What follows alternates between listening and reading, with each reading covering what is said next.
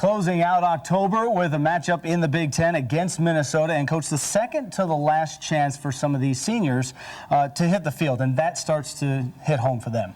You know, it really does. In fact, a lot of those fifth-year guys, like the guys that Stan Whites of the world and Brandon Mitchells and Troy Smiths, and, you know, so many of those guys have been here so long, and they see their time slipping away. That I heard that talked about a lot this week by those kids. Well, and you know the opponent coming in well enough to know that all you have to do is look at last year's film. And I know they were drilled this week, especially the defense, about what Minnesota was able to do. Beware of big plays and such. Well, no doubt, 396 yards passing, and they ran the ball fairly well against us. Our defense was, you know, they made up their minds that wasn't going to happen in our stadium. Well, up to the task as well as we take a look at first half highlights. And of course, we begin. Nice crown out there for OSU. Homecoming day, and started out to be a pretty nice day. A little windy out there. A little windy, but the sun came, and it's much better than it was yesterday. And there's Marcus Merrick, who was our silver anniversary captain 25 seasons ago. He was the Buckeyes captain and all-time leading tackler, and he talked to our guys this morning, did a great job. And for some reason, Minnesota chose to kick off into the wind, and we were able to field it, and Teddy gets it out across the 40, and that was huge to start the game. Yeah, not anything that you're going to complain about with that kind of start and field position, and also having the wind at your back to get going here. Troy creating again. Here he found Stan White, and Stan did a good job getting the first down there. Stan had a couple nice catches, and he's a good receiver from that fullback spot. Here you see Antonio Pittman on a key first down conversion, and I thought Antonio ran really solid in the ball game. Yeah, you come back with the run as well as pass down the field, and you go back to Pittman as well. From 10 yards out, Waltz is in for the touchdown, 7-0. Excellent job with the blocking. Our offensive line controlled a little zone play, and Pitt did a good job, and it was good getting up. Well, good getting out on that first drive, and you're back here right quick after a 3-and-out on defense. You get the ball back and start moving into positive territory. A little over pursuit is why you go to that? Well, we did a little boot look and then threw a screen back because people love to try to stop the boot, and Pitt did a good job there. Mo Wells carrying up there. We're forced to go for a field goal, and heck of a job into a treacherous wind. Kind of blowing side to side, and Aaron Petrie hit it straight. Yeah, really swirling right to left wind. He knocked it right down the center for a 10-0 lead, scoring your first two drives, and defense is right there to answer the call again. You see Curtis Terry and Marcus Freeman. Our defense played solid all day long, put pressure on Cupido all day, and heck of a job by their guy coming up with the catch there. Yeah, it's a 3rd and 12 play, and 9 yards. Defense will take that because it forces a punt situation. Back on offense, Anthony Gonzalez.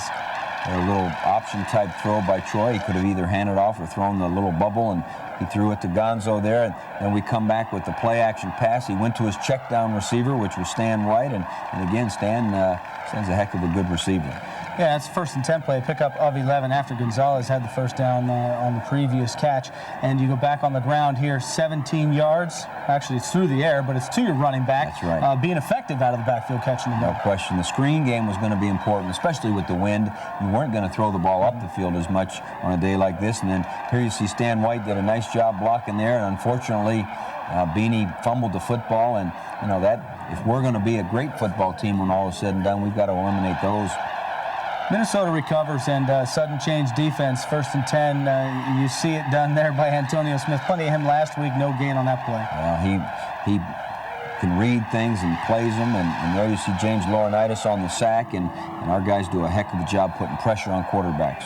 Legion of Laurinaitis out there full force, and the only Minnesota native on your roster. 4th down and a good solid stop. I tell you, this was a huge stop, because just from the emotion of the whole thing, that's tough on them, and it's great for us. And then we come back and we're running the football in there, and Antonio Pittman doing a nice job gaining good yards for us. Yeah, 7 yards is the pickup there, and on a 2nd and 10 play, 11 yards to Gonzalez. Well, again, good job on the boot play action type thing, and then we come back and throw another little boot route here, and we ended up taking the comeback part of it, which is Teddy Ginn on the comeback. He pushed his defender real deep, and we're moving the ball. After that first down pickup, 15 yards complete to Ginn. What a great play by Troy Smith and Brian Robisky. Well, it was a good look. He looked to the other side first, and Brian Robisky converted versus a roll-up corner, and Troy found him, and that was a big touchdown. And then you get the defense stepping up here. You're in the hole as far as turnovers are concerned, so you even it out there. Yeah, we did. It ended up 3-3 for the day. It's good to see Malcolm get another takeaway, and unfortunately we didn't do anything with that last one. Wish we would have in the last minute or so of the half, but we played a solid first half. I didn't think it was extraordinary, but I thought our second half, as you'll see, was a lot more consistent. And seeing how you come out and adjust the game plan, like you say, the wind swirling, you're not going to throw the ball down the field so much, but being able to throw the screen pass. I know Antonio Pittman loves to be able to catch the ball out of the backfield and show that he's a complete back. Well, there's no doubt about it. And when you have wide receivers like we have, and we've shown we'll get the ball to the tight end, I think you have to complete your package and get the ball to the running backs, and Antonio Pittman's a good receiver. Defensively, also knowing that maybe Minnesota isn't going to be able to throw it down the field, they give you a lot of different looks. They'll show you, the full house and then try to throw deep sometimes. Obviously not on this particular day, but a lot of different looks in there. They really do. They're very creative with the use of motion and putting their tight ends different places. It really hurt Minnesota not to have number 89. Yeah. He was an excellent football player, and Glenn's team has been banged up all year, whether it's some guys up front or loses a guy from an academic perspective over the summer. Minnesota's not as good as they would be if they had all their folks there, but they'll keep fighting, and that's the way they played. Well, Spaeth out hurts, obviously, but they kept throwing to the tight end and kept it, because that's part of their package. That's what they do. Well, that's who they are. Coach, we have second half highlights coming up straight ahead. Stay with us here on Buckeye Football Weekly. Welcome back for second half highlights. And Coach, we always talk about the honorary captain. We did that before the first half highlights, but we want to talk about somebody as we go towards the second half here who never played football, but had kind of a profound effect on everything that is Ohio State. Yeah, there's no question. Jack Nicklaus is such a special part of our history. In fact, at the Skull session, I happened to mention to Jack and the whole crowd that was there that our goal is to be like Jack Nicklaus. We want to be the best, because he certainly is the best. Well, the fifth person who is a non-band member ever to come out and dot the I's. So, among the Bob Hopes of the world and people like that, it's a wonderful accolade from him. And he loves Ohio State football. So he not only loves Columbus, Ohio, and Ohio State University, but he loves Ohio State football. And Woody Hayes was very special to him, and to be out there, I'm sure he had lots of things going through his mind as he was out there dotting that I. Yeah, he very practiced and very routine, just like Jack. He did the classy thing, and it was really well received by the crowd as well. As your Buckeyes are being received throughout this season and heading towards the second half as well, Minnesota, your defense against Minnesota, working with the tempo within this game and handling how things are going, forcing Minnesota to play its hand, I mean, that has a good way of changing the balance. Well, by stopping the run, our defense had them behind the count the whole time, and when our defense knows you're going to pass, you've got a problem, because they can put pressure, and they did a good job. Well, and Minnesota trailing as we go towards second half highlights here, so they've got to pass the ball just a little bit. Buckeye defense out on the field first, and Jay Richardson senses that pass is coming. Oh, boy. He almost came up with that. Wouldn't that have been something if he'd have picked that off? But Jay keeps getting better and better, and here it's a third down pass situation, and again, Jay Richardson puts pressure, and Antonio Smith makes the big pick, and here we are in great field position. And force that wobble up in the air, he makes the pick, and you get not just good field position, you get great field position. You get a chance here with Troy Smith. Don't forget he can run. No, that's right, and he hasn't done as much of that because he hasn't had to, but he can run with the football. He had 40-some yards rushing and a touchdown there, and we've got to keep reminding people he's a pretty good runner. Yeah, positive yards there. 21 yards for the touchdown, 24-0 to count here. Defense back on the field. Marcus Freeman made a good play right there with a lot of speed, and again, we've stopped their run, and they have to go to the pass. They went to one of their standby passes that we rehearsed a lot against, and Jamari O'Neal comes up with the interception. Well, that's a defensive back saying when the ball's in the air, it's mine. It's mine, that's no question. He jumps over the receiver to take that one away, and the Bucs back in business here. And Troy Smith, this time looking downfield, pretty sharp did pass. A good job. Finds Brian Hartline, who worked hard with the football, and that was on like 3rd and 20-some. Yeah. And then to come back in here, Antonio Pittman is going to find the end zone, and heck of a job by Antonio. And if he can keep getting better and better, he gives us a heck of a weapon. Well, 32 yards on the pass to Hartline, another 13 for Pittman on a 1st and 10 there, the very next play, and it's 30-0.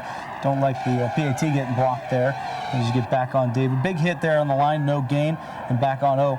Beanie Wells back with the ball. Got to get him back in there. Oh, I have to get him back in there, and look at him move the whole pile. I mean, Beanie's a very good running back, and he's just got to get better at hanging on to the ball. And you know, we're going to keep running him, and he's running through some tacklers there. And again, we need to have 3 good running backs to get ready to go down the stretch. 16 yards on that pickup, 17 yards complete the Heartline, a little bobble and a grab. Yeah, heck of a job by him on that route and that first down conversion. Back to the ground. Pittman in the backfield again. 11 yards on the pickup, and you're running downhill here against the Minnesota defense. Yeah, a little bit of a counter-action look, and Antonio got up over 100 yards, so took him out of the ball game and get the ball down there, and Beanie Wells into the end zone. That makes it 37-0, and am I correct to this point, no punts in the ball game? Gosh, you know what? I'm not sure. Maybe not. Okay. No punts. And I don't know what that guy was doing there throwing that ball left-handed, but our defense had pressure on him all day long, and they move it down and try to get their first down with a stretch-looking quarterback sneak, a little different style, and we got them stopped, and I thought our second group got in there and methodically moved the ball down the field. It was good to get Justin a couple throws. He nailed that one into Roy Hall for a first down on 3rd and long, and we come back and got the draw play to Chris Wells, and he finds a bunch of room here, and these kids are moving the ball. Yeah, tack a face mask onto that with the 11-yard run, and it's back through the air to Heartline again, 10 yards. You love seeing this late in the game with Justin Zwick at this point in his career. No question. I mean, he needs to be ready to go, and he was 3 for 4, and there you see Beanie Wells breaking tackles and getting down there, and we were teasing him. He got a little bit tired, and so we had to let Justin score there, and it was good to get Justin Zwick in the end zone. You know, he's a 5th-year senior that's meant a lot to our program, and getting him in the end zone is important. Calls his own number there in a 44-0 win, and we see the goose egg up there. It hasn't happened since Northwestern 2003, so a great accomplishment for the defense to stick to it and be rewarded that way. No, there's no question. Our defense did what they had to do, prepared hard, looked at last year's film where we didn't do it quite as well, and they were adamant that they were going to have a better defensive performance, and now they got to get ready for a good Illini offensive team. Offensively for you, is there a way that you could look at your sheet and pick the play that's going to go for a touchdown? This team looks like it can happen on any given play. You don't know where. Going to be a running day, going to be a passing day. You never know. No, you really don't. Every play is engineered for success, and they've got 11 guys, so you're going to have to break one tackle, you know, at times. But we want to be balanced. We want to be able to run, pass, screen, draw. You know, we'd like to be able to do all the different things, and if we keep getting better at that. And today wasn't a day to throw it up there 35 or 40 times because of the wind, and I thought we made the good adjustments and got, you know, 500 yards, I think, or thereabouts, and it was a good performance. Buckeye Profile Coach, we've got a guy who's caught a touchdown pass this season, not in this particular game, but he did catch a pass we talked about in that last drive. Roy Hall coming up